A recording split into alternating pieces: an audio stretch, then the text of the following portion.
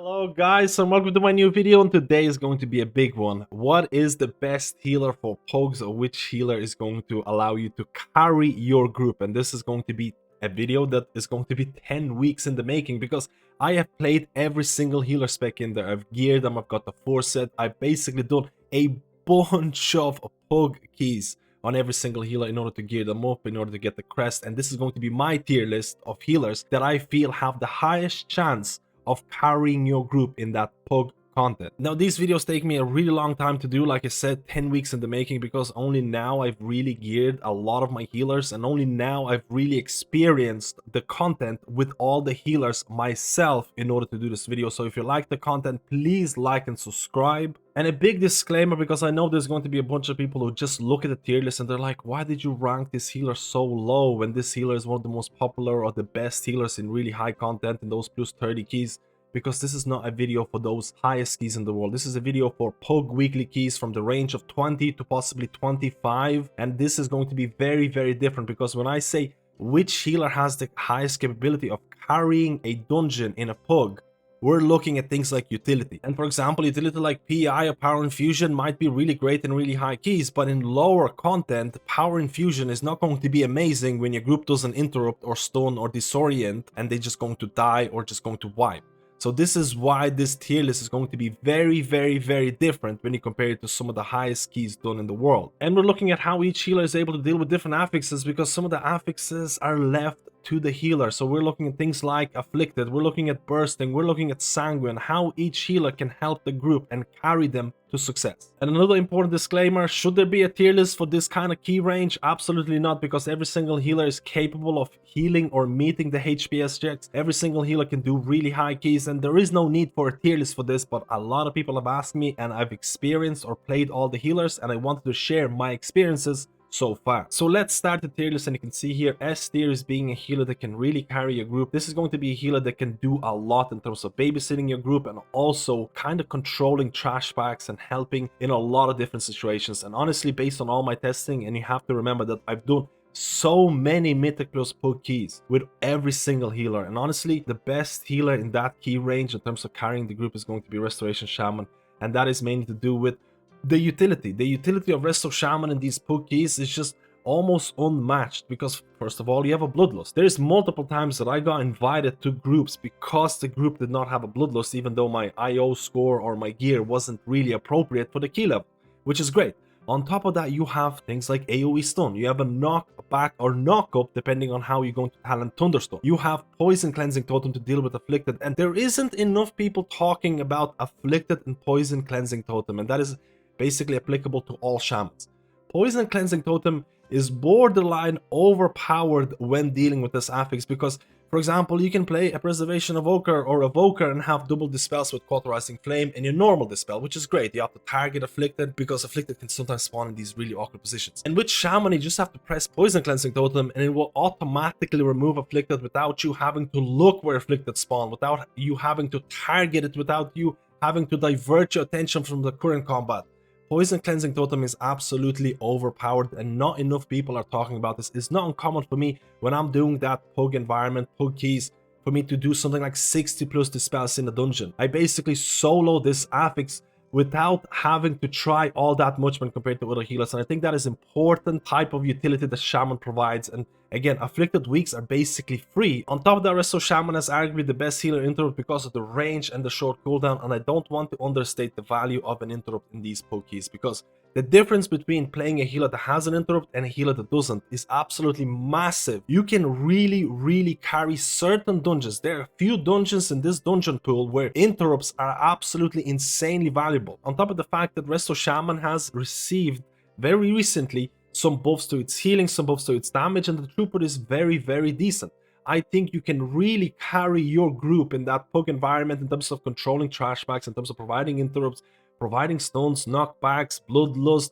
Your output in terms of healing and HPS is also good. You're a ranged healer, which can also be viewed as a big plus, especially for new healers coming into World of Warcraft, because playing melee can be a little bit daunting with frontals and things like that. But we'll talk about this. Overall, Resto Shaman honestly feels like a healer that is made for this Pug content, because the amount of control that you provide in this environment is absolutely insane. Because I feel like any week, any affix, I'm going to be able to control it. I'm going to be able to help out the group. Even if the group is not doing their job, I can help and carry them. So now let's go to our second healer, and this is going to be a healer that could very easily be in S tier, but I'm going to be cautious and place it in A tier because I do think it's missing some of that big ticket utility items in terms of Bloodlust or Balres when it comes to that Pug environment. But Mistweaver Monk provides so much on top of its insane healing profile, and the amount of healing you can do is absolutely crazy. And I think that's kind of showcased during bursting weeks because healers are able to really demonstrate the amount of healing they can do during bursting because it's going to translate more HPS at the end of the dungeon.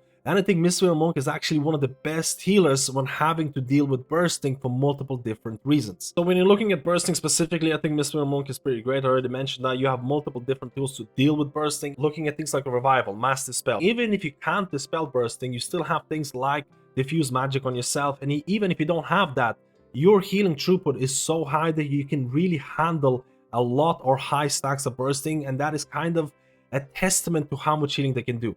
On top of that, I don't think enough people are talking about Shelyn's Gift overall. I think Shelyn's Gift is borderline absolutely overpowered, and when it comes to those bursting weeks, you can really, for example, Shelyn's Gift on max stacks feels like something lay on hands on your hardy. And the interval for when you can use Shelyn's Gift with an appropriate amount of stacks is relatively short, which means that, again, when you're doing Pug content, an emphasis on Pug and bursting. A lot of the times when you're doing Pugs with bursting affix, they don't really care or they can't really control the DPS. Just think of Everbloom as an example of dungeon that is a nightmare when it comes to bursting. Honestly, Mistweaver Monk can really handle that so well. I think Shelyn's Gift, a lot of times on my testing, I would have Shelyn's Gift with high stacks every time there was a high bursting stacks available, and I would use my Shelyn's Gift. If I didn't have that, I would use Revival. If I didn't have that, I would use Diffuse Magic on myself. I would dispel someone else, and then I would spot heal other group members. And it just felt like it's not an affix on a Mistweaver Monk,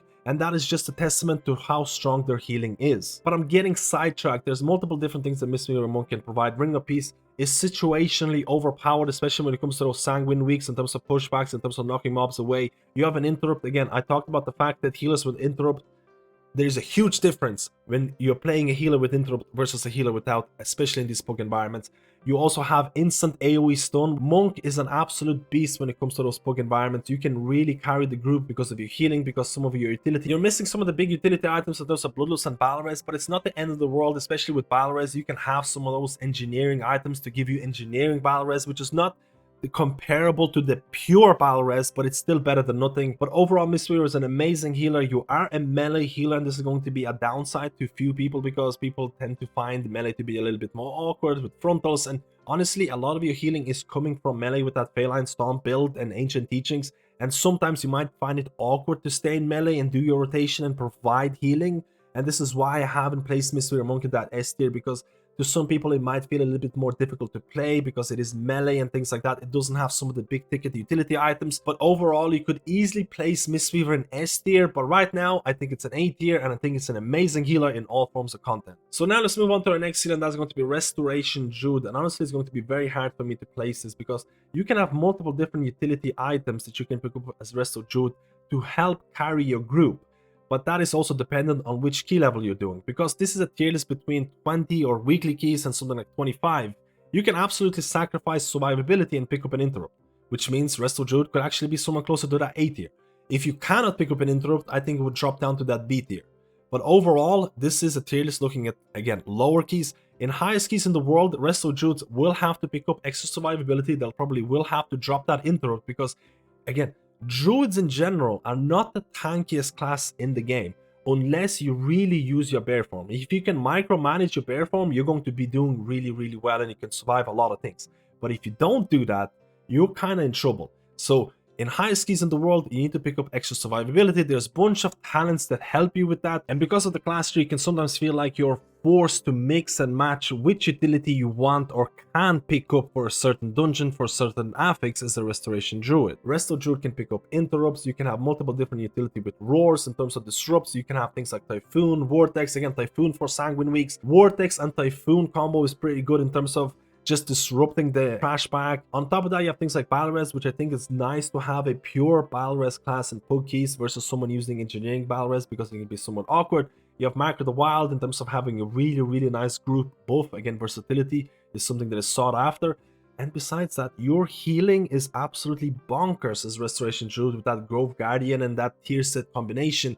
And I've seen more and more Resto Druids in those hierarchies using Tree of Life combination in order to brute force healing checks. And hey, you're one of the healers that can do a good amount of healing on the move, which can be very relevant on certain dungeons, on certain bosses. I think it is a very good healer in terms of providing, again, brute force healing, in terms of insane HPS, in terms of insane pet healing. It can have a lot of utility depending on which key level you're doing. Again, we talked about interrupt. Can you pick up interrupt, or you might not be able to do that? Just some last notes about the Druid class tree in particular, because I genuinely feel the design is absolutely shambolic. There's some nodes at the end that feel almost mandatory to pick up. There's a lot of utility that is somewhat hard to get to. There's nodes that feel almost irrelevant that you have to pick up in order to progress down the tree. It just feels like one of the worst healer class trees that I've seen, and I really hope Blizzard is going to redesign it in the future. I don't think it's as good as Resto Shaman in terms of carrying your groups in that 20 to 25 range, but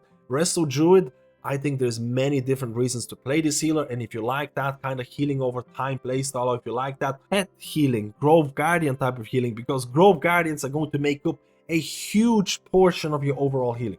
If you like it, if you like shapeshifting, honestly, Resto Druid is going to be a very fun option. And now let's talk about the next healer, and that's going to be one of the surprising healers that I've tested so far. Now, my Preservation Evoker has the lowest item level out of the healers because it was the last healer for me to test, but honestly, the amount of throughput that I've seen from Preservation Evoker is absolutely wild. For example, my Evoker's DPS and healing throughput is higher or equal to some of my healers who are 10 or 15 item levels higher. It is absolutely crazy. I could actually genuinely put Preservation Evoker almost S tier, someone in A tier. But there is a big negative to Preservation Evoker, and I'm being very cautious, and I'm going to be placing it in B tier right now. So why is Preservation Evoker here? What are the good things about it? In terms of the utility that you provide as an Evoker, you are actually pretty good. You have a Bloodlust. You have double Dispel with Cauterizing Flame and normal Dispel. Your drag tier ratios in terms of knockback and knockup is pretty crazy good when you think about this in terms of the ratios that you can have. Really good utility in my opinion. You have situationally strong utility in terms of rescue, in terms of doing certain skips. Things like Oppressing Roar can have really good synergy with certain other classes, things like Vengeance Demon Hunters. And you can go even further and talent into AoE D-Rage, which can actually be pretty OP, especially during those raging weeks. Other healers also offer something similar. For example, Resto Druid or Druid specifically has Soothe, which can be used on a single target on a shorter cooldown. There's a lot of things that Preservation Evoker has that can provide on top of its insane output when it comes to empowered abilities. And that is partly due to the fact that your 2-set bonus, again, shoots out Living Flames, and that feels really nice. Your empowered abilities are really going to pump. And because of the very recent changes to Reversion, honestly, I really enjoyed the Reversion changes.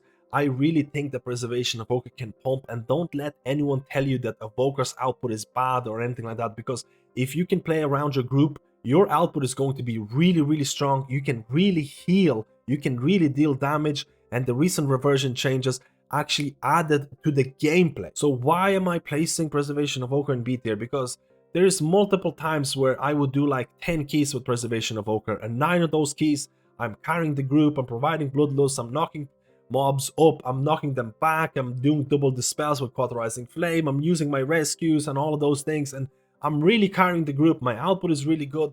And then you can have the 10 key or the last key where there's a lot of range in your party, and again, there might be a dungeon or bosses where people need to be spreading, and that becomes a nightmare. It's not that you cannot play around your range limitations. You can absolutely, for example, if people are within your range, you can apply echoes, and then people get out of your range, you can still detonate echoes in multiple different ways to provide healing.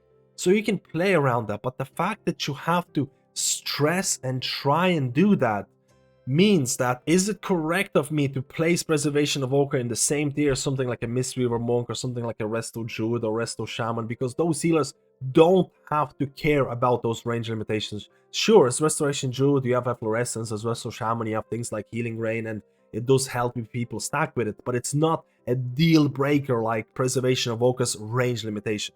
So because of this, I cannot place Preservation Evoker higher than these healers or on the same footing, because you can have moments where Preservation Evoker is going to feel absolutely terrible. And that is partly due to the fact that a lot of people have forgotten about Preservation Evoker's range limitations in these Pug keys. Not a lot of people are playing Preservation Evoker, and a lot of the times in a dungeon I might be like, hey guys, just care about my range, try and play within my range and things like that. And people are like, what range? What are you talking about? I think the fact that you either have to ask your group to play around your range, or you have to try yourself to play around other people, that fact alone makes Preservation Evoker or drops them a couple of tiers. I think in the future Blizzard will have to acknowledge or look into the range limitations of Preservation, because honestly, if those limitations were removed, I think Evoker would actually jump a tier or possibly two because of everything that it provides right now. In terms of having a full melee team, you're going to have an insane time, because if everyone is in range, the output is just godly. And now let's go to our next villain. That's going to be Holy Paladin. And the best way to summarize Holy Paladin, again, this is coming from someone who's actually main Holy Paladin for most of Season 3, and that is mainly because of the rating requirements. But the utility of Holy Paladin, or Paladin in general, is actually insane. Everything else is somewhat lackluster, but I cannot escape the fact that the utility you provide, the control that you provide, can really carry certain keys. I'm going to be placing Holy Paladin in B tier. I don't think it's better than Preservation Evoker. Again, Preservation Evoker could be a lot higher, but the range limitations can be really awkward. But look at Holy Paladin in terms of utility. You have things like Stun, you have Disorient with Blinding Light, you have Battle Raise, you have Immunity, which can be very strong on certain keys in certain dungeons. Things like Bop and Freedom can be situationally strong depending on how you use them. You need to know when to use them as well. People talk about Blessing of Sacrifice and all of those things, but I genuinely think Blessing of Sacrifice is not what it used to be, because back in Season 2 and things like that, you were kind of immortal. You had a lot more survivability in Season 2. In Season 3, Blizzard nerfed Holy Paladin specifically in terms of survivability. So when you use your Blessing of Sacrifice, you need to be really careful about your own HP, your own survivability, especially if you're using it during dangerous situations. Of course, you can use Bubble and Sack if you want additional safety, but I think Sacrifice is definitely not as good as it used to be by itself because of the survivability nerfs to Holy Paladin. You have a bunch of auras that you can provide additional utility in terms of Devotion Aura for damage reduction. Your utility as Holy Paladin is really, really strong. The other aspects of the class kind of let you down, so that's why Holy Paladin is placed in the B tier. I think there can be a lot of moments where you might not have your cooldowns and your healing might feel a little bit lackluster. Outside of that, I think it's kind of weird that your holy power spenders don't really pack as much punch as they should do. A lot of people don't really like the hard casting gameplay. It's just, there's a lot of iffy things to do with the gameplay, but it's not really appropriate in this video. And I think overall you can still have a good time and you can still do really high keys as Holy Paladin. But I definitely have struggled more with Holy Paladin than some other healers. The best way I can describe Holy Paladin is that it does have an extremely high APM in terms of actions per minute. You're always casting and it just feels like you're always clicking buttons and you're not really getting enough out of that compared to how much effort you're putting in. That's the best way I can describe Holy Paladin right now. I'm not a huge fan of the gameplay that was created in Season 3, but I can't deny the fact that the utility the Holy Paladin provides, the control that you can give to your group, the interrupts and things like that, they're still very, very strong. And now let's go to our last healers, and a lot of people are going to be very confused here, but I urge you to watch the disclaimer video of this tier list, because this is not ranking healers in terms of the best healers for the highest keys in the world. This is looking at that Pug content from 20 to 25 range and carrying your group. And Priest is the only healer in the game that cannot have an interrupt. And that alone is big enough to drop it down a couple of tiers, in my opinion. Especially in Pugs who do not press that interrupt is pretty significant. So what can I say about Holy Priest or Priest utility in general? A while back, Blizzard actually made a blue post basically saying, because you have PI or Power Infusion as a Priest, your utility is not going to be the same as other healers. In these Pug keys for this tier list, I would gladly take back or remove Power Infusion and get back an interrupt and something like Shining Force. For the people who don't know, Shining Force is a knockback that was taken away from Priest a while ago. I would gladly take that because Power Infusion is near useless if people don't interrupt, if they don't stop, if they don't disorient, trash pack mobs, and people end up dying. A lot of the times this is why Priest and the highest keys in the world is doing really well, because people can really make use of Power Infusion. They can really organize the interrupts, they can really organize the stops and all of that, and they don't need that extra utility from other healers. They really want that Power Infusion. In Pug keys, like I mentioned, I would gladly trade PI for that extra utility. And this is why priests and holy priests or discipline priests are ranked a little bit lower than all the others. It's not like priests or holy priests have no utility. They still provide a lot of things in terms of master spell, but master spell has a 2-minute cooldown, and oh boy, a lot of these pug groups, especially on bursting weeks, tend to forget that. They think that your master spell has no cooldown whatsoever, and that has made a lot of these keys a lot more stressful. I think Holy Priest went from being one of the best healers when dealing with bursting to dropping down significantly, because that master spell cooldown is definitely felt. You still have things like Fear of Psychic Scream to provide some control to trash back mobs, which can be pretty good. Dominate Mind feels really good for dealing with Afflicted. You still have certain amount of utility. You can still provide or control trash back mobs. You can still help out your group, but I definitely feel the best way I can describe Priest when it comes to these pug keys from that 20 to 25 range is that you're a passenger. You're a passenger, and if your group is doing really well, if they can manage interrupts, if they can manage stuns, if they're doing their things properly, if they're using their defensives, you're going to have a really great time, and PI is going to have a lot of value.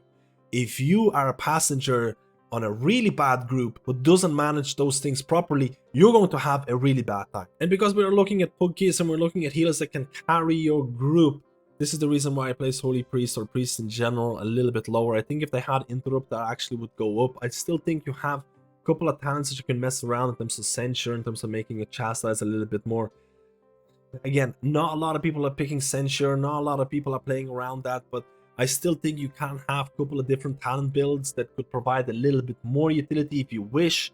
I do think that Holy Priest, again, they received some changes in terms of buffs, in terms of buffing their single target, buffing their AoE, and buffing their damage. I still think the damage that Holy Priest can output, if you can DPS, because you have to remember, unlike Discipline Priest does healing through damage. Holy Priest kind of tends to, is there anything going on right now? Nothing, nobody needs healing, I can go and DPS. If you can DPS, or allowed to DPS as Holy Priest, I think your damage can actually be really good and can be better than Discipline Priest, depending on how much time you can spend DPSing. And that is partly due to the fact that, again, Holy Priest has been buffed. Now, let's go to our next healer, and I don't want to talk too much about Priest because a lot of the things that I talked about Holy Priest are going to overlap with Discipline. I don't think Discipline Priest is better than Holy Priest when it comes to those pug keys, and this is why I'm going to be placing Discipline Priest in D tier.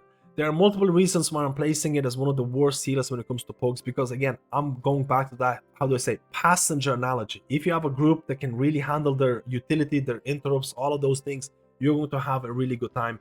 And I genuinely believe that in that 20 to 25 range, or how can I put this? I think Holy Priest is going to be less punishing to play than Discipline Priest. I think Discipline Priest has become a lot more simpler to play because in Season 3 they got this kind of rework. A lot of the buttons have been removed and your rotation is a lot more simple. But it's still very, very punishing to play because you have to play around Mindbender Shadow Covenant windows. And again, I talk about Mindbender because Mindbender is the most popular build in Mythic Plus versus something like Shadow Fiend.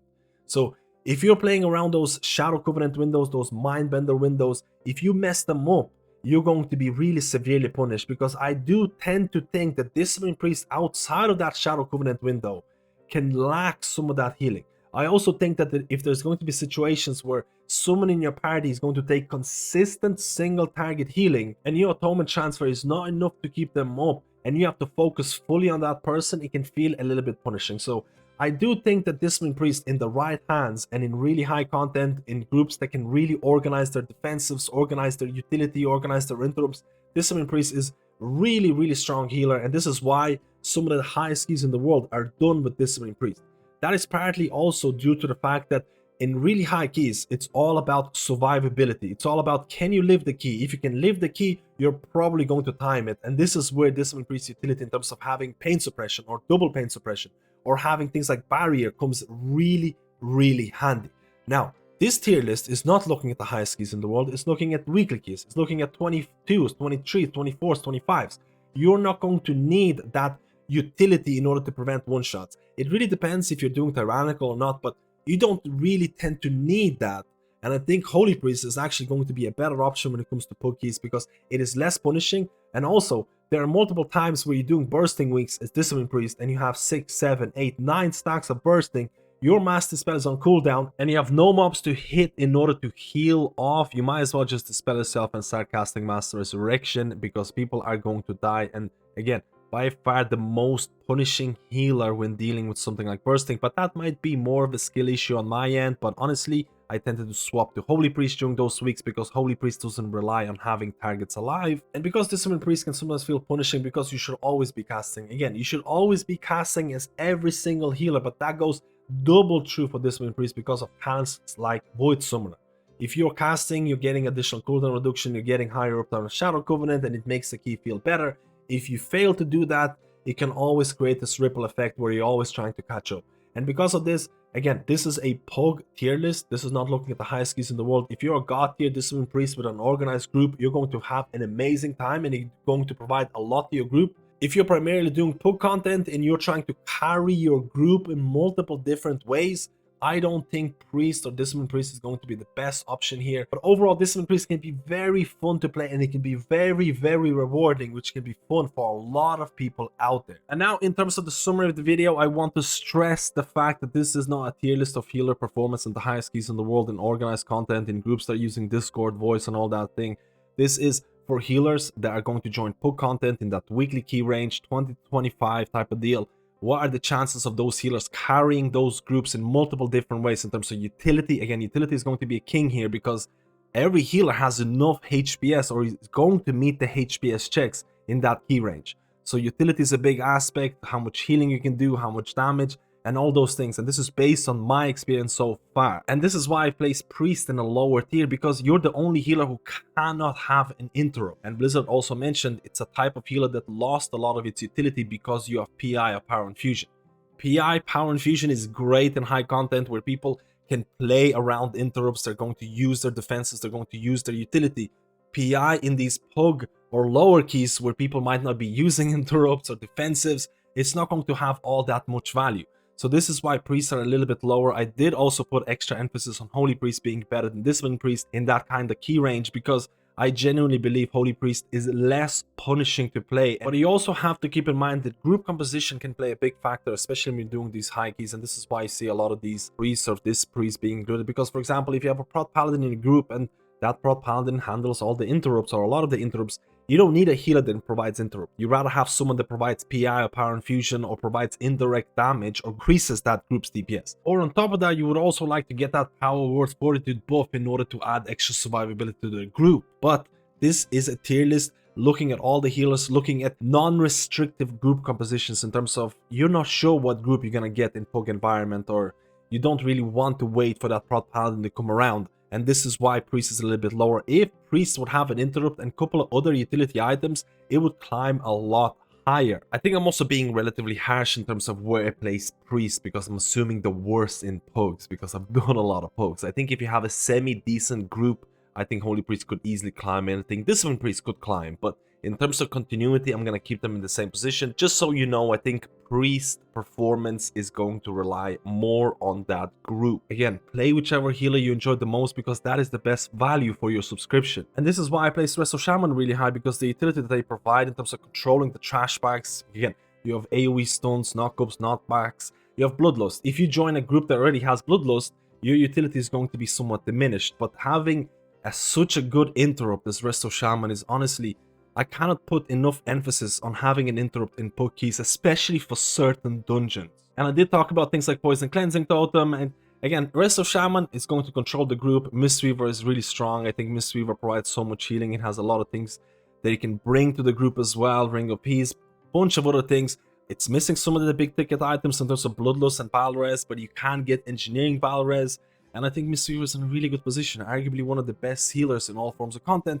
Resto Druid could fall depending, again, Druid class tree is extremely convoluted in terms of you're almost being forced to mix and match which utility you want to pick up for a certain week, for a certain dungeon. So maybe you will be able to pick up Interrupt, maybe you won't because you want extra survivability, maybe you want something like Hibernate and Typhoon for, again, for something like Incorporeal and Sanguine weeks.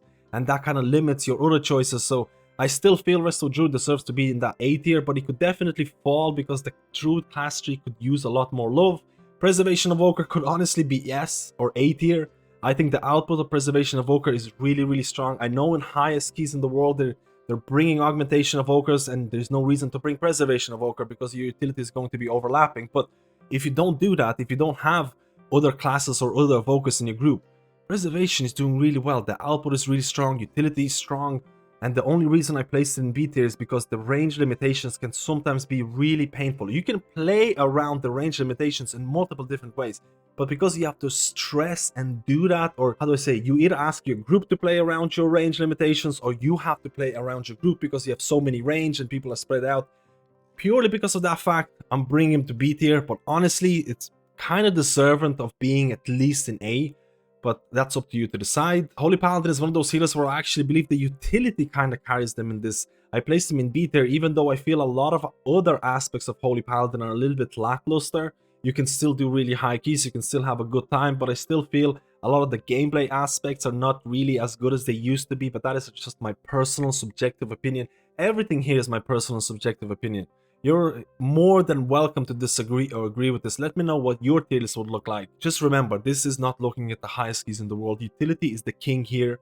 I'm also looking at ease of play. I'm also looking at HPS output, how easy it is to meet those HPS checks. Because let's be honest, no healer is going to be unable to meet HPS checks in those 20 to 25 keys. Because this is basically a video 10 weeks in the making, because I can finally say that I'm playing every single healer. I've geared every single healer to some extent.